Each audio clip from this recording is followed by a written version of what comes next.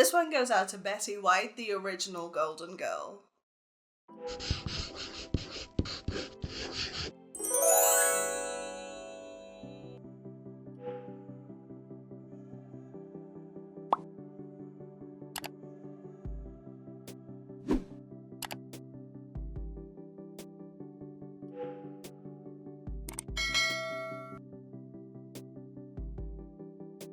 In last week's style study, we came across a very interesting topic that I feel like is not covered nearly enough in the YouTube art community, and that is golden hour.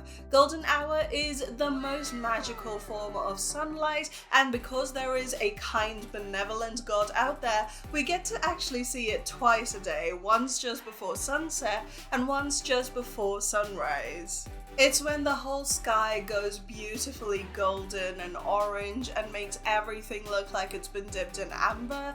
Most portrait photographers find that this is the most flattering lighting scenario for faces. And once you've cracked the code to painting golden hour, all of your paintings are gonna have that magical fairy tale-like glow that we all dream of having. Today we're gonna deconstruct golden hour and see how we can apply it to all of our paintings. We're gonna start a grayscale with a painting I'm working on this week, and we'll build it up to have golden hour lighting together. As always, if you enjoyed this video and learned something today, then please remember to like, comment and subscribe. And if you want to come say hi, then make sure you check out my social media. I'll leave all of the links in the video description below.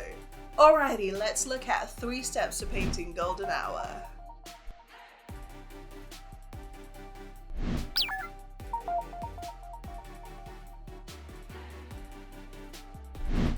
One of the most important and easiest to forget aspects of golden hour light is that the sun is quite low in the sky. Whether it is just after sunrise or just before sunset, the sun is rarely much farther above the horizon.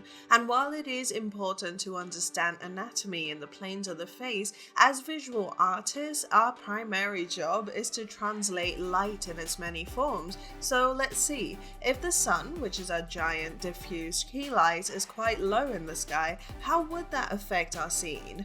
Well, for one thing, it would hit the character on one side rather than from above, so all the drop shadows will be sideways or at the most at a diagonal.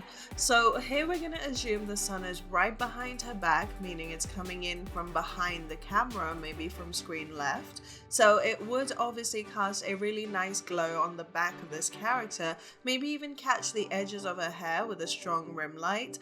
The planes facing away from the light would then be in shadow. In normal daylight, these are actually the planes that face downwards, so the bottom plane of the nose and the area under the jaw, the upper belly if it concaves inwards, the eye socket, and so on. However, since the sun is hitting us from the side here, it's going to be all the planes that don't face it directly. In this case, it would be the entire front of her body and face. We're also going to use that directional light and shadow to paint the other elements in the scene, so the bit of background, as well as the ornamental mirror frame. Now, one extra element we need to consider here in this specific scene is the mirror. Mirrors are notorious for creating a secondary light source. If you've ever had something melt because of a mirror reflecting sunlight, you know just how strong they can be. In our case here, the mirror is directly in the path of the sun, and so it's basically going to act as a secondary fill light. This means our character is also going to be hit by a little bit of reflected light, which would brighten up the entire front. It's all still grayscale, and I find that working in grayscale is much easier when you're messing around with the lighting and values, because you don't really need to worry about hues and saturation quite yet. I'm actually going to paint the reflected figure in the mirror as if she's being hit by the same light, so her front would be hit by the bright key light. However, because it is a mirror, there's also going to be a ton of light bouncing off the surface of it, so realistically speaking, you're going to have a faint shadowy form in the reflection, but for the most part it's going to be super bright. And finally, I want to have a bit of rim light catch the back of our character's hair and dress, just to really push the brightness. Alrighty, I'm pretty happy with that. Let's go ahead and paint some color in.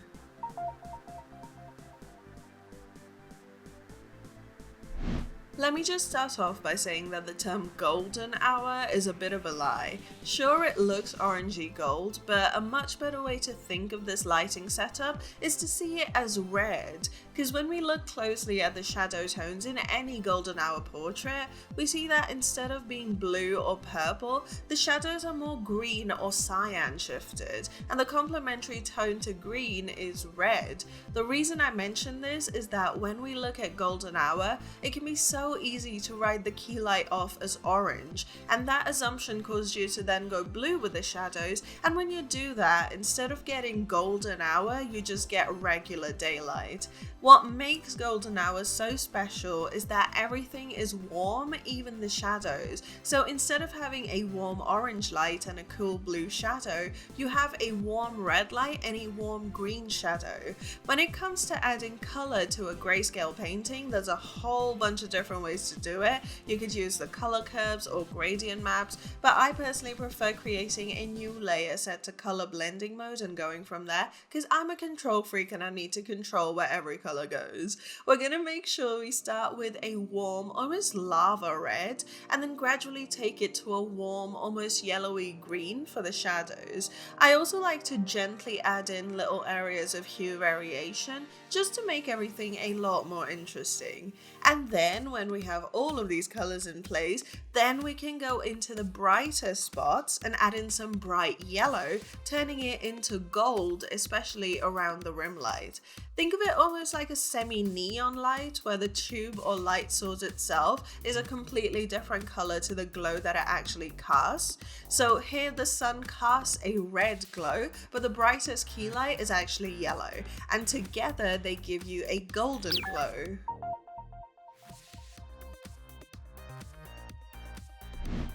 And finally, let's throw in a little bit of magic to seal the deal. This is the step where the entire piece goes from feeling just like warm daylight to actually looking like golden hour. When you zoom into a golden hour photo, you'll see that before the highlight transitions into shadow, there is a band of super saturated color, usually a super bright orangey red, especially in the skin. This is the area where light is quite weak because the majority of the bright colors in the light spectrum have all been absorbed into all of the objects that they've hit, leaving behind only a soft red glow. In skin, this further pushes the subsurface scattering, creating almost like a ring of bright orange or red at the interface between highlight and shadow. The way we're gonna create this effect in our scene is super easy. All you need is an airbrush, and we're just gonna create a new layer on top of everything and set it to overlay blending mode. We're then going to grab a bright tangerine color, so like red but really warm and bright, and with that airbrush we're basically going to paint pretty much every transition area that we see between the highlights and shadows. So the midtone. Why didn't I just say the midtone? Anyway, this is probably a familiar step if you paint characters because you use it to create subsurface scattering in the skin. Or at least I hope you're creating subsurface scattering in the skin. Do not disappoint me, you guys. But this is the key difference between regular daylight and golden hour, is that with golden hour, everything looks like it has subsurface scattering in the midtone, and that is what gives you that fairy tale glow, where everything just seems to be alive and enchanted. If you're feeling ambitious, you can also add some hue variation on this layer, maybe some pinks to really highlight that magic, and as you can see, when I turn that layer off and on, without this layer, it just looks like daylight, maybe like 4 p.m. light, but with the overlay layer on, boom, instant golden hour. Another great idea to really push the enchanted effect, and this isn't about golden hour, just an extra tip because I love you and I want you to do well, is to create haze and bokeh, especially around the very edges of the canvas. Think of it as a light vignette with lens flare, the kind of stuff that happens when it is super bright and the sun hits the camera just right. There are loads of bokeh and lens flare brushes online that you can download for free, just be careful not to overdo it. I know that's rich coming from the queen of overdoing it, but hush. So anyway, here is this week's painting, Crossing.